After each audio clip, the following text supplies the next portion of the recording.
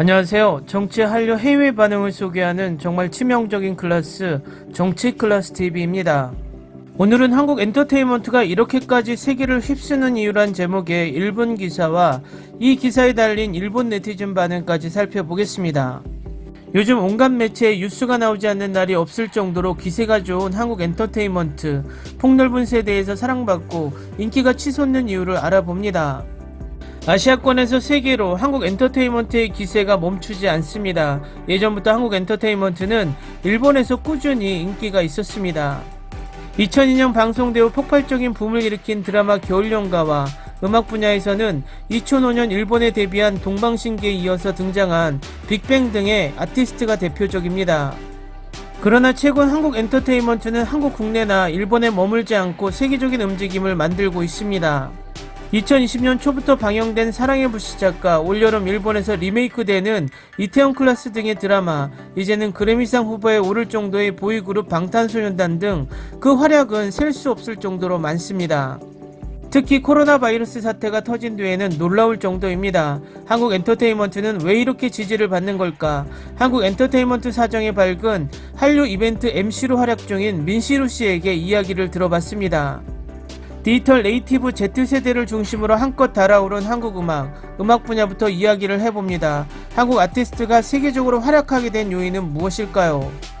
코로나 사태로 온라인으로 엔터테인먼트를 즐기는 방식이 정착된 데다 SNS 등으로 소통이 많아졌기 때문이라고 생각합니다. 얼마 전부터 한국 아티스트는 음반을 내고 TV 프로그램에 나오고 다시 컴백을 반복하는 것이 정석이었습니다. 하지만 지금은 SNS로 365일 아티스트의 최신 정보를 볼 수 있게 되었습니다.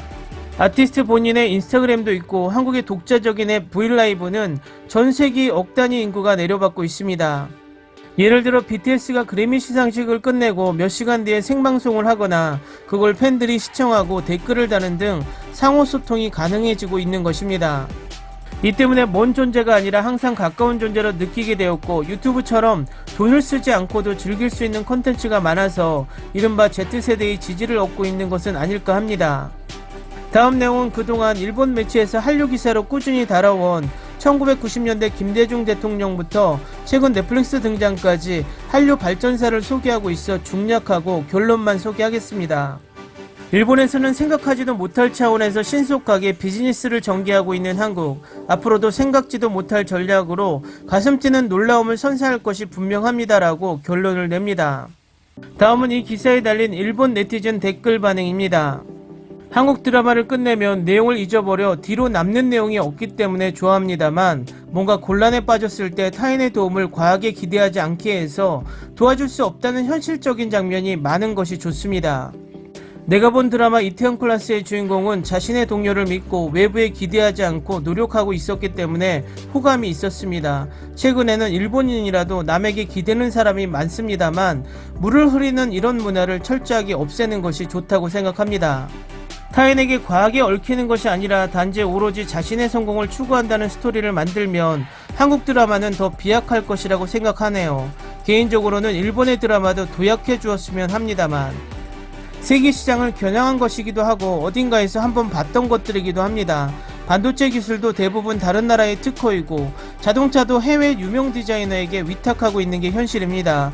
겉을 꾸미는 것만큼은 뛰어나다고 할 수 있겠네요. 그것이 소모품이 될지 문화가 될지는 얼마를 벌었을까를 넘어선 영역에 답이 있습니다. 히트했다, 그렇지 않다 말이 나오는 건 아직 소모품이라는 뜻입니다. 한국 엔터테인먼트가 일본에서 인기가 많은 것은 선동하기 때문이다. 한국 드라마나 영화, 음악은 겉보기엔 그럴듯하게 만들어졌지만 내용은 아저씨 아줌마에게 먹힐 만한 외모로 걸쭉한 인간관계를 다루는 빈약한 내용뿐이다. 주변 사람들과 어울리기 위해 몇 편 봤지만 기억에 남는 작품은 하나밖에 없었다. 여러 장르가 있지만 스토리가 대부분 비슷하고 엉성하다. 제대로 된 평가를 받고 세계를 휩쓸고 있다고 보기 어려웠다. 최근에 나온 한국 드라마를 전혀 안 본 것 같은데 시그널, 나의 아저씨, 우리들의 블루스, 넷플릭스에서 볼 수 있으니까 적어도 이 세 가지는 보고 나서 말하도록. 엄밀히 말해서 세계적인 수준으로 봤을 때 K드라마가 특별히 퀄리티가 높은 건 아닙니다. 시야가 좁은 사람들의 과대평가입니다. 한국은 세트든 연출이든 어쨌든 돈을 들여 만드는 인상이다. 일본은 가급적 돈을 들이지 않고 만들기 때문에 저렴해 보이고, 그리고 한국 드라마는 24화 같은 장편으로 만들기 때문에 복선을 깔고 그걸 전부 회수하는 재미가 있다. 일본은 대부분 18호 끝내서 내용이 깊지 않고 복선도 회수하지 못해 뒷맛이 깔끔하지 않다. 돈과 시간을 더 들여 드라마를 만들면 배우들도 좋아할 텐데. 방송국에 돈을 들일 만큼의 재력이 없다는 얘기 아니겠습니까? 저렴하게 방송할 수 있는 한국 드라마로 방송 시간을 채우는 것이 편하기도 하고요. 한국은 시장 규모가 한계가 있어 처음부터 자국 시장보다 세계 시장을 목표로 만들고 있다. 음악이든 영상이든 마찬가지. 반대로 일본은 국내 시장 규모가 어느 정도 확보되어 있고 그것으로 만족하기 때문에 수출에 적극적이지 않다. 현재 일본 드라마 음반 시장도 작아지고 있는데 세계 시장으로의 진출은 한국에 뒤처져 있다. 네트워크 인프라의 지원도 치명적이다. 규제 때문일지도 모르지만 한국뿐만 아니라 다른 나라보다도 5년은 늦었다고 생각한다. 인구보다 문화산업에 돈을 투자하는 습관이 없는 국민성이 더 큰 이유입니다. 음악이든 뭐든 불법으로 내려받는 국가이기 때문이죠. BTS만 해도 한국 내에서 벌어들이는 돈도 적습니다. 해외 시장에 의존할 수밖에 없는 구조입니다. 음악 분야의 한정에서 말하면 한국은 많은 엔터테인먼트 기업이 서로 경쟁하며 실력을 쌓아 나아가고 있습니다. 퀄리티 향상에 진심이고 침체하더라도 새로운 트렌드를 모색하는 데 욕심을 냅니다. 지금은 매년 미국 빌보드 핫 200에 오르는 등 세계적인 수준으로 향상됐습니다. 세계 굴지의 실력 중시 음악업계가 되어가고 있습니다. 실력이 없어도 미드의 영향력으로 팔고 있는 미적지근한 일본의 음악업계와는 대조적입니다. 세계화가 가속화되고 있는 지금 내수시장만으로 안심하면 일본 음악업계는 서서히 쇠퇴할 것입니다. 유흥업으로 보이지만 다른 의미로는 프로근성이 있다고 봐야겠죠. 일정 시기에 반짝 소비대에 숫자 순위만 남기고 한국인이나 미국인의 기억에 남지 않는 음악업계를 건전하다고 말할 수 있을까요? 세계적으로 잘 팔린다는 얘기는 듣지만 광고도 대단하고 조회수 조작도 문제가 있어 항상 의문이 듭니다. 그리고 한국이 대단하다는 기사는 왜 쓰는지 모르겠습니다. 애초에 K-팝이 어디가 좋습니까? 노래는 잘하는데 댄스는 겉멋만 잔뜩 든 것 같습니다. 음악 자체가 좋다는 느낌이 없습니다. 노래의 70% 이상의 랩으로 멜로디가 거의 없고 힙합은 미국의 흉내에 지나지 않는다. 이렇게 오기를 부리는 일본인들이 왜 이리 많을까? 일본 팬들도 대부분 호구입니다. 텔레비전의 대인기나 붐이라는 말에 세뇌돼 버립니다. 어떻게 보면 팬도 피해자입니다. 실제로 한 그룹이 활동준단을 발표했을 때 SNS에는 한글보다 일본어가 많았습니다. 영어권, 유럽권과 아시아권에서 인기라고 떠드는 데 비해 적습니다. 한국은 음악과 드라마, 영화 분야에서 일본을 눌렀습니다. 세계적으로 인기라고 하는데 일본이 제일 많이 팔아주고 있습니다. 일본 연예인 스다와 야마다가 한국의 위기감을 느끼고 열심히 해야 한다고 하지 않았습니까? 일본은 정치인도 그렇지만 지도자가 물러 터졌습니다. 정말 열심히 했으면 좋겠습니다. 한국의 엔터테인먼트 산업은 일본을 뛰어넘는 높은 수준에 도달해 있습니다. LG, 삼성, 현대가 인류 기업이 된 것과 같습니다. 하지만 다른 산업은 일본이 압도적으로 뛰어나다고 할 수 있습니다. 제대로 이해하고 있어야 합니다. 한국은 엔터테인먼트가 국책 사업이라서 수준이 굉장히 높습니다. 근무 조건도 미국의 방식을 따라서 아주 좋습니다. 젊은 사람도 재능이 있으면 권위 있는 자리에 갈 수 있는 실력 사회입니다. 일본은 그에 비해 아주 낡은 시스템을 고수하고 있습니다. 만화나 애니메이션 분야에 종사하는 사람의 재능은 뛰어나지만 낡은 시스템이 그들을 말라 죽게 하고 있습니다. 언제인지 기억은 가물가물하지만 오사카 성홀에서 한국 아이돌 콘서트가 있다고 티켓을 무료로 나눠준 적이 있습니다. TV에서 말하는 것처럼 인기가 있었다면 왜 티켓을 무료로 나눠줬을까요? 지상파 TV에서 본 적이 없는 아이돌이었습니다. 세계를 휩쓸고 있다는 말은 비틀즈 정도는 돼야 쓸 수 있는 거 아니겠습니까?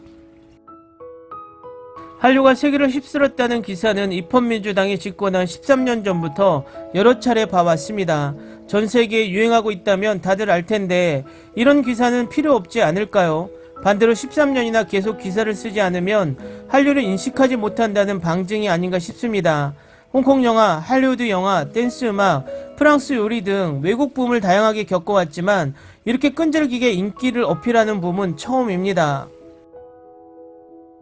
일본에서 지금 유행하고 있다, 뭐뭐에서 인기라며 유행을 연출해 팔거나 미국에서 인종차별이나 성차별 문제와 엮어 선진적인 아시아 문화로 팔거나 하는 등 각국의 성질에 맞게 잘 판다는 생각이 들어 관심이 생겼습니다. 쿨재팬처럼 상품은 좋지만 판매 방법이 서툰 일본과 정반대라는 느낌이 들었습니다. 일본과 미국에서 돈을 들여 밀어붙이는 이미지가 있어요. 유럽 문화에서는 어느 정도 나이 먹은 남자가 아이돌이 되어 기획사의 노예가 되는 것을 이해 못하며 혐오감마저 가진다고 합니다. 남자친구가 북유럽 사람인데 유럽에서는 전혀 인기가 없다고 말합니다. 내수 시장 규모가 작습니다. 한국 시장은 크지 않아서 세계로 나갈 필요가 있습니다. 그래서 세계 시장의 입맛에 맞게 많은 노력을 기울이고 있는 거라고 생각합니다.